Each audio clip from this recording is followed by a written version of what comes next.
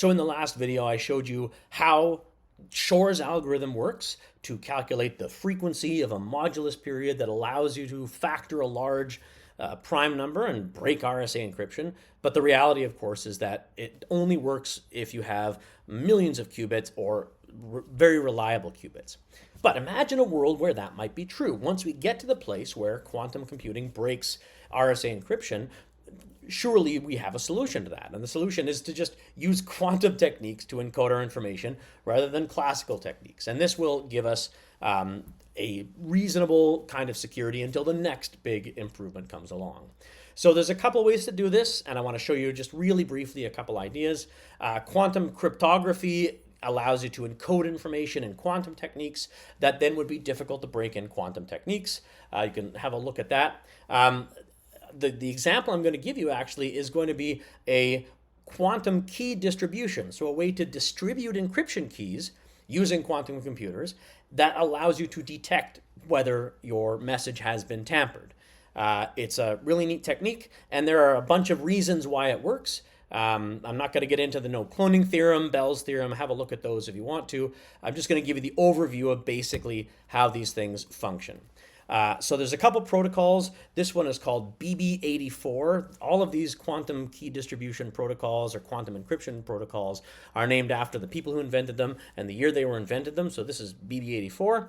And the way this works is you have two parties, party A and party B. Often we say this is Alice and Bob. So party A is going to encode information into a photon in such a way that party B can read it and find out what the private key is, what the shared key is going to be.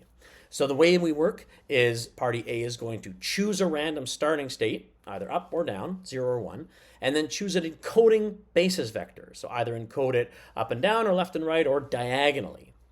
And it's going to, for every bit in the message, so we're going to maybe we send 10 bits, right? For every bit, we randomly flip a coin for what the original starting state is, and then we flip a coin for the basis vector. So it's all entirely random. On the other side, party B is going to measure the photons also with random basis vectors. So it's going to flip a coin and measure with a basis vector. And the important point about this is if you encode a photon with a starting state with a basis vector, if you then read with the same basis vector, you're going to get the same result. But if you read with a different basis vector, you're going to wipe out the result. And so why is this random? Why is A and B random? Well, the whole point is we want to choose some number that you and I know, but nobody else knows. And we have to do this publicly. So I'm going to send this sequence of numbers that represents the starting states encoded with the basis vectors.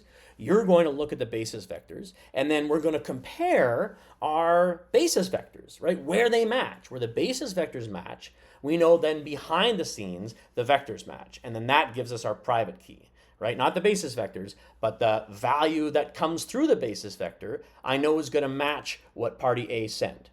Anything where the basis vector doesn't match, it's going to wipe it out.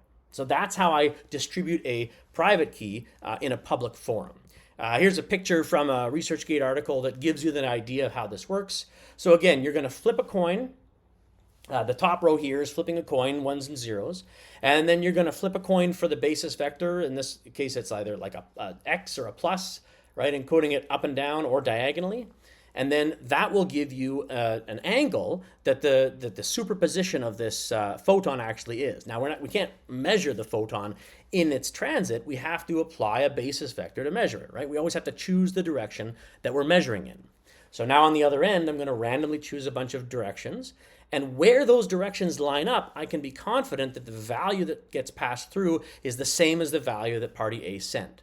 And where those basis vectors are different, I think, well, they're going to be different. And so I throw those away, and then I use the matching basis vectors to identify the values that correspond to my private shared key. So now we have a shared secret over a public channel that nobody can interfere with. Because if somebody interferes with one of those photons, that messes things up and we can find out, right? We have this idea that the photon is going to be manipulated in such a way that it's not going to go through these basis vectors anymore, and we can identify if somebody is messing with our communications. Really, really cool. One more that I'll show you really quickly. This is E91 or ECIT 91. This is a little bit more science fiction-y, but basically party A and party B acquire a entangled pair of photons from some trusted source. So I get one photon, you get one photon. They're entangled, but we don't measure it. Then we measure randomly. Again, same as with BB84, you measure randomly and then you share your measurement basis. And then if the measurement bases match, then you know that the results match. So similar but different. In this case, this idea of finding some trusted source that can supply entangled photons that you can then measure and produce. So that's different ways that you can use quantum computing to protect communications. In imagining a world where quantum computing can break encryption, we can also use it to protect our communications.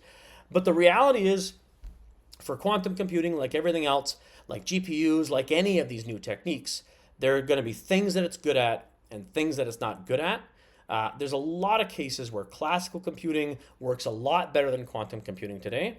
But we have this class of NP-hard problems, optimization, searching, factoring, that have potential to be improved because we can do a lot of stuff all at once. And that's the real potential benefit of the quantum computing things.